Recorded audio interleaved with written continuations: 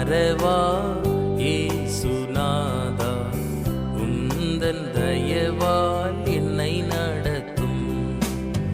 என்னை மறவா இயேசுநாதா, உந்தன் தயவால் என்னை நடத்தும். ஆண்டவராகிய இயேசு கிறிஸ்துவின் பரிசுத்த நாமத்தில் உங்களை அன்புடன் வாழ்த்துகிறோம். பரிசுத்த வேதாகமத்தில் யோவான் எழுதின சுவிசேஷம் 14ஆம் அதிகாரம் 23ஆம் வசனத்தில் நாம் இவ்வாறு வாசிக்கிறோம். இயேசு அவனுக்கு பிரதியுத்தரமாக, ஒருவன் என்னில் அன்பாய் இருந்தால் அவன் என் வசனத்தை கைக்கொள்ளுவான். அவனில் என் பிதா அன்பாய் இருப்பார். நாங்கள் அவனிடத்தில் வந்து அவனோடே வாசம் பண்ணுவோம். என்னில் அன்பாய் இராதவன் என் வசனங்களை கைக்கொள்ள மாட்டான். நீங்கள் கேட்கிற வசனம் என்னுடையதாய் இராமல் என்னை அனுப்பின பிதாவினுடையதாக இருக்கிறது என்று அவர் கூறுகிறதை பார்க்கிறோம். இன்றைக்கு உலகத்திலே நம்மிடத்திலே பலவிதமான எதிர்பார்ப்புகள் இருக்கிறதை பார்க்க முடியும். நாம் யாரை நேசிக்கிறோமோ அவர்கள் நம்ம சொன்னபடியெல்லாம் கேட்க வேண்டும் என்று நாம் விரும்புகிறோம். அவர்கள் நாம் சொன்னபடி கேட்கவில்லை என்று சொன்னால் நாம் அவர்கள் மீது அன்பு செலுத்துகிறதில்லை. நான் சொன்னபடி நடக்கவில்லை என்று சொன்னால் அவர்களோடு தொடர்பு கொள்ளுகிறதில்லை. அவர்களை வெறுத்துவிட ஆரம்பிக்கிறோம். அருமையானவர்களே, இந்த வசனம் மிகவும் தெளிவாய் சொல்லுகிறது. நீங்கள் ஆண்டவராகிய இயேசு கிறிஸ்துவில் அன்புடையவர்களாய் இருப்பீர்களானால் அவருடைய வசனங்களை கைக்கொள்ளுவீர்கள்.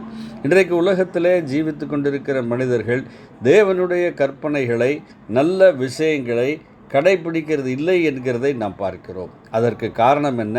நமக்குள்ளே ஒரு சுபாவம் இருக்கிறது. எதை பார்க்கக்கூடாதோ அதை பார்க்க வேண்டும், எதை செய்யக்கூடாதோ அதை செய்ய வேண்டும், எதை பேசக்கூடாதோ அதை பேச வேண்டும் என்று அது நம்மை உந்திக்கொண்டே இருக்கிறது. நான் அதைத்தான் பாவ சுபாவம் என்று சொல்லுகிறோம். பொய் சொல்லக்கூடாது என்று தேவனுடைய கற்பனை சொல்லுகிறது. ஆனால் பொய் சொல்லுகிறதற்கு சிறு பிள்ளைகள் முதற்கொண்டு வயதானவர்கள் வரைக்கும் சர்வ சரளமாக பொய் சொல்லுகிறதை பார்க்கிறோம். இதற்கு காரணம் என்ன? பாவம்.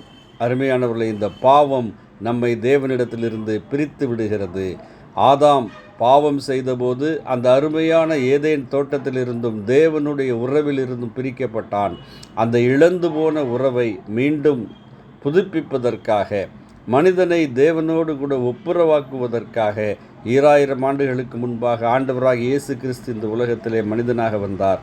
மனுக்குலத்தின் பாவபாரத்தை எல்லாம் அவர் தன் பேரிலே ஏற்றுக்கொண்டு கல்வாரி சிலுவையிலே அவர் தம்மைத்தாமே பலியாக ஒப்பு கொடுத்தார். இந்த பாவம் மனிதனை தேவனிடத்திலிருந்து பிரிக்கிறது மாத்திரமல்ல, நித்தியமான தண்டனைக்கு கொண்டு போகிறது. அந்த பாவத்தின் தண்டனையிலிருந்து, பாவத்தின் அடிமைத்தனத்திலிருந்து மனிதனை விடுதலையாக்க இயேசு கிறிஸ்து கல்வாரி சிலுவையிலே தம்மைத்தாமே பலியாக ஒப்பு கொடுத்தார். பாவத்துக்கு வரவேண்டிய தண்டனையை அவர் சிலுவையிலே சுமந்து தீர்த்து விட்டார். பாவ பரிகார பலியாக ஆண்டவராகிய இயேசு கிறிஸ்து இருக்கிறார். மரித்த ஆண்டவராகிய இயேசு கிறிஸ்து 3ஆம் நாள் உயிரோடு எழுந்தார். இன்றைக்கும் ஜீவிக்கிறார். அவரை விசுவாசிக்கிறவர்களுக்கு பாவ மன்னிப்பு உண்டு. அவரை விசுவாசிக்கிறவர்கள் தேவனோடு ஒப்புரவாக்கப்பட்டு தேவனுடைய பிள்ளைகளாக மாற்றப்படுகிறார்கள் என்று சத்திய வேதம் சொல்லுகிறது. நாம் நம்முடைய பாவ வழிகளை விட்டு மனம் திரும்பி ஆண்டவராகிய இயேசு கிறிஸ்துவை விசுவாசித்து அவர் உண்டு பண்ணி வைத்திருக்கிறதான இந்த நல்ல வழியிலே, சத்தியமான வழியிலே நடந்து செல்வோமானால் நித்தியமான ஒரு ஜீவனை, பேரின்ப வாழ்வை பெற்றுக்கொள்ள முடியும். இன்றைக்கே ஒவ்வொருவரும் அந்த பெரிய பாக்கியத்தை பெற்றுக்கொள்ள வேண்டும் என்பது தேவனுடைய சித்தமாக இருக்கிறது. நீங்களும் அந்த விதமாக பெற்றுக்கொள்ள வேண்டும் என்பதே உங்களுக்காக நாங்கள் செய்யும் பிரார்த்தனையாக இருக்கிறது. ஆமேன். நன்றி.